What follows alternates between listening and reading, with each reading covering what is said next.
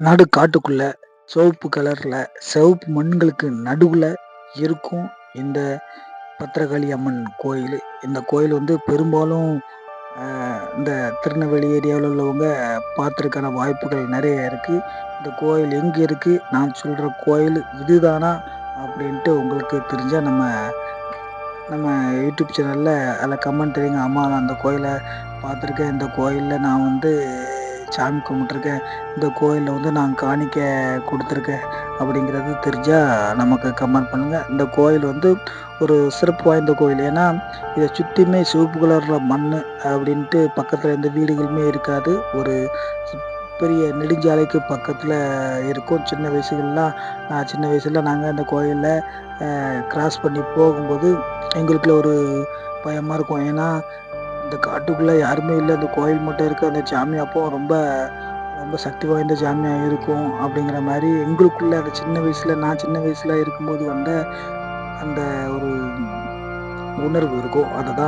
அந்த ஒரு உணர்வை தான் இப்போ நம்ம வீடியோவாக பதிவிச்சுட்டு இருக்கோம். இந்த ஏரியாக்களில் உள்ள கோயில்கள், அதாவது நம்ம திருநெல்வேலியை எடுத்துக்கிட்டோம்னா அந்த கடற்கரை கோஸ்டல் ஏரியான்னு சொல்லுவாங்க. அதை ஒட்டி சூப்பரான கோயில்கள்லாம் இருக்குது. இதுக்கு உள்ள முந்தின வீடியோ கூட ஒரு அருமையான ஒரு பொய் சத்தியம் செய்தால் விடாது செம்பால் சுடலை அப்படிங்கிற ஒரு வீடியோவை பதிவிட்டு பண்ணியிருந்தோம். இந்த கோயிலுமே எங்கள் ஏரியாவுக்கு ரொம்ப பிரபலமான கோயில். அது பல பேருக்கு தெரியணும் அப்படிங்கிறதுக்காக தான் அந்த கோயிலோட அந்த வரலாறை பற்றி நம்ம அதில் பதிவு பண்ணியிருந்தோம். இந்த கோயில் எங்கே இருக்குது அப்படின்னா, பெரும்பாலும் வந்து இந்த கோஸ்ட் ஏரியாக்கில் ஒரு சூப்பரான ஒரு கோயில். அது ஒரு ஜாயின் பண்ணி சூப்பராகவே இருக்கும். அது விவரம் தெரிஞ்சவங்க சூப்பராக காலையில் 7 மணிக்கு புறப்பட்டாங்கன்னா ஜம்முன்ட்டு சாயந்தரம் 4 மணிக்குள்ளே குறைஞ்ச ஒரு 7-8 கோயிலை தரிசனம் பண்ணிட்டு வந்துடலாம். அது எப்படின்னா, முதல்ல வந்து சுசீந்திரம் கோயிலை அப்படியே ஒரு தரிசனம் பண்ணிக்கிட்டு அப்புறம் கன்னியாகுமரியை போயிட்டு அதுக்கப்புறம் நம்ம அப்படியே வந்தோம் அப்படின்னு வச்சுங்களேன். இந்த கூடங்குளம் பக்கத்தில் இந்த சிரட்டை பிள்ளையார் கோயில் இருக்குது. இந்த சிரட்டை பிள்ளையார் கோயிலை முடித்த உடனே நம்ம விஸ்வாமித்திர முனிவர் கோயில் இருக்குது. இந்த விஸ்வாமித்திர கோயில் முனிவரை முடித்த உடனே நம்ம சொன்ன இப்போ பார்க்க போகிற இந்த பத்திரகாளி அம்மன் கோயில் இருக்குது. இது முடித்த உடனே கப்பல் மாதா கோயில் இருக்குது. இதை முடித்த உடனே பூமியிலேருந்து தானாகவே வெளிவந்த இயற்கையான சிவலிங்கம் உள்ள அந்த ஐயா கோயில், அதாவது சிவலிங்கம் ஐயா சிவலிங்கம் ஐயா கோயில் இருக்குது. அதை அடித்து அடுத்த உடனே சூப்பரான ஒரு அருமையான உலக புகழ்பெற்ற தசரா திருவிழா கொண்டாடுற நம்மளுடைய முத்தாரம்மன் கோயில் இருக்குது. அடுத்த அரை மணி நேரத்தில் சூப்பரான அருமையான நம்ம தமிழ் கடவுள் முருகரோட ஆறுபடை வீடுகளில் ஒன்றான நம்ம திருச்செந்தூர் முருகன் கோயில் இருக்குது. அப்படிப்பட்ட ஒரு அருமையான இடம். அதில் தான் யாருக்கும் தெரியாத, பெரும்பாலும் அந்த கோயிலில் பார்த்துருப்பாங்க, நின்று சாமி கும்பிட்டுருக்க மாட்டாங்கன்னு நினைக்கிறேன். அந்த கோயிலை தான் நம்ம பார்க்குறோம். நம்ம சிரட்டை பிள்ளையார் கோயிலை முடிச்சிட்டோம். அதுக்கப்புறம் வர்றதில் விஸ்வாமித்திர முனிவர் கோயிலில் முடிச்சிட்டோம். அதுக்கப்புறம் வந்தோம் அப்படின்னா நவலடிங்கிற ஒரு அருமையான ஊர் வருது. நவலடிக்கு அடுத்து குண்டலுங்கிற ஒரு ஊர் வருது. அந்த குண்டலுக்கும் ஊருக்கும் இடையில ரோட் சைடில் தெற்கு பக்கமாக ரைட் ஹேண்ட் சைடில் இந்த கோயில் அமைஞ்சிருக்கு.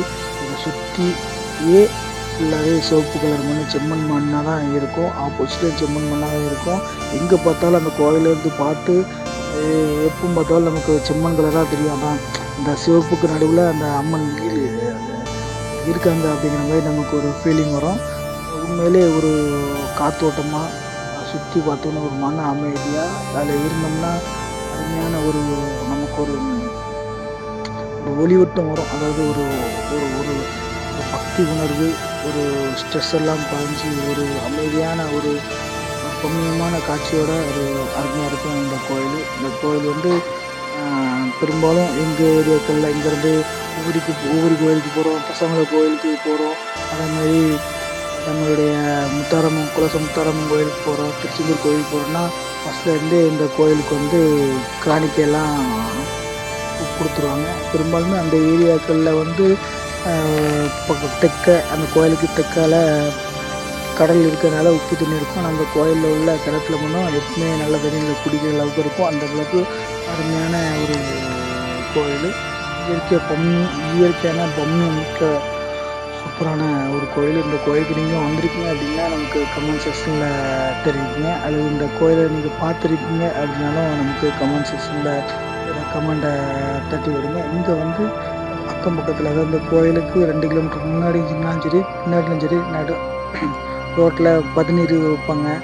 அப்போ கண்டிப்பா இந்த கோயில் பக்கத்துல இருக்கிற சுற்றியுட்ட கிராமங்கள்ல நீங்க வந்து பதனியா வாங்குனீங்கன்னா, 100% 100க்கு 200% அவங்க வந்து தண்ணீர் கலக்க மாட்டாங்க.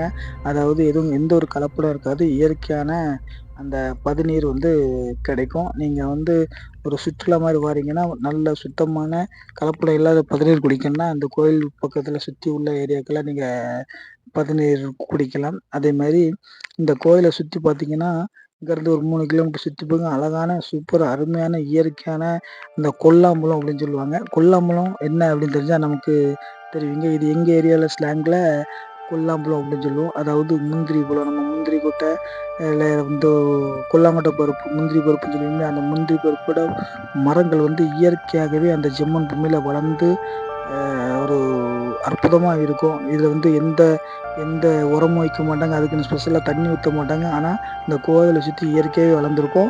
இப்ப நாங்கலாம் இந்த கோயிலுக்கு, அதாவது ஒவ்வொரு சுயம்பு சிவங்களுக்கு நடைபாதையா போகும்போதோ, இந்த மாரி ஆன்மீக பயணிகள் போகும்போதோ, இந்த மாரி பைக்ல நாங்க கோயில்களுக்கு போகும்போது, ஏன்னா பெரும்பாலும் இந்த கோயில நாங்க கிராஸ் பண்ணி போறனாலே ஒவ்வொரு கோயிலுக்கு போவோம். அல்லது நம்ம சுப்பிரமணிய சுவாமி கோயிலுக்கு போவோம், அல்லது முத்தாரம்மன் கோயில் தான் போவோம். எங்க ஏரியாக்கள் இந்த கூடங்குளம், ராதாபுரம் மக்களு, அப்புறம் வந்து இந்த வைராவி கிணறு, ஆவுடல் போன்ற மக்கள்லாம் அப்படிதான் நாங்க போவோம்.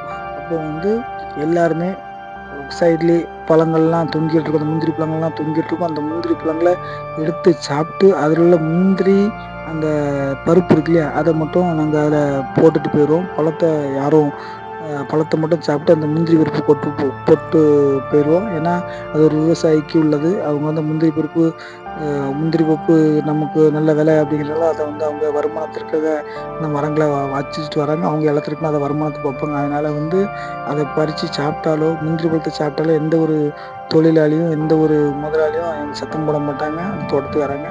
ஆனா, யாரும் அந்த பருப்ப யாரும் பறிச்சு வீட்டுக்கு கொண்டு போமாட்டாங்க. பழம் சாப்பிட்ட பிற்பாடு தான், அந்த பழத்த மட்டும் சாப்பிட்டு, அந்த பருப்ப அதில போட்டுட்டு போயிருவாங்க. அந்த மாரி ஒரு சூப்பரான ஒரு கோயிலு.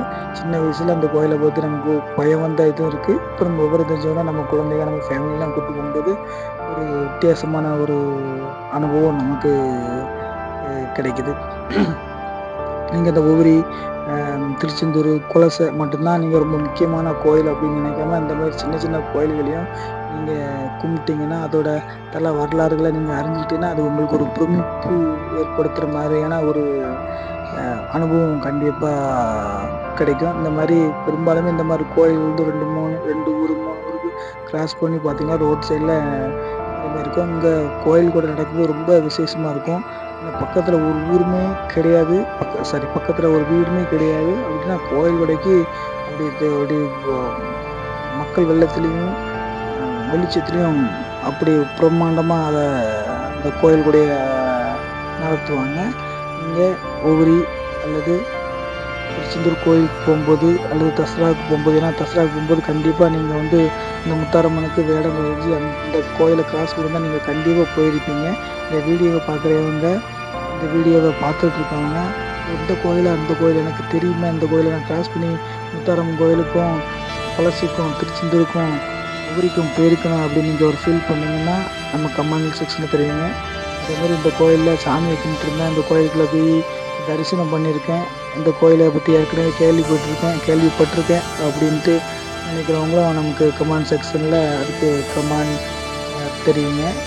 அப்புறம் இந்த கோயில சுற்றியுள்ள அந்த பிரமிப்பான காட்சி, அதாவது இந்த சிவப்பு கலர்ல இருக்கும் அந்த மண்ணு, அப்புறம் இங்க வந்து முந்திரி பழங்கள்லாம் பறிச்சு சாப்பிட்டுருக்கீங்க, அந்த அனுபவம் இருக்கு அப்படிங்கிறவங்களும் நமக்கு கமெண்ட் செக்ஷன்ல உங்களுடைய பொன்னான கருத்துக்கள தெரிவிங்க. நிறைய பேர் வீடியோ பார்க்குறீங்க. ஆனா யாருமே நிறைய பேர் ஃபாலோ பண்ண தெரியல. நம்ம ஒரு புது முயற்சியா தான் இந்த ஏரியாக்கள்ல ஒவ்வொரு கோயில்கள், அதோட வரலாறுகள், அதோட அனுபவங்கள்ல தான் நம்ம விளாக்கா ரெடி பண்ணி பண்ணிகிட்ருக்கோம். நீங்க நமக்கு சப்போர்ட் பண்ணுங்க, ஆதரவு பண்ணுங்க, சப்ஸ்கிரைப் கொடுங்க. அப்பதான் மேலும் இது போல நிறைய வீடியோக்கள் போடுறது உங்களுக்கு ஆதரவும், ஆக்கமும் வரும் என்பதில் எந்த ஒரு மாற்று கருத்தும் இல்லை. நன்றி, வணக்கம். மீண்டும் ஒரு வீடியோவில் சந்திப்போம்.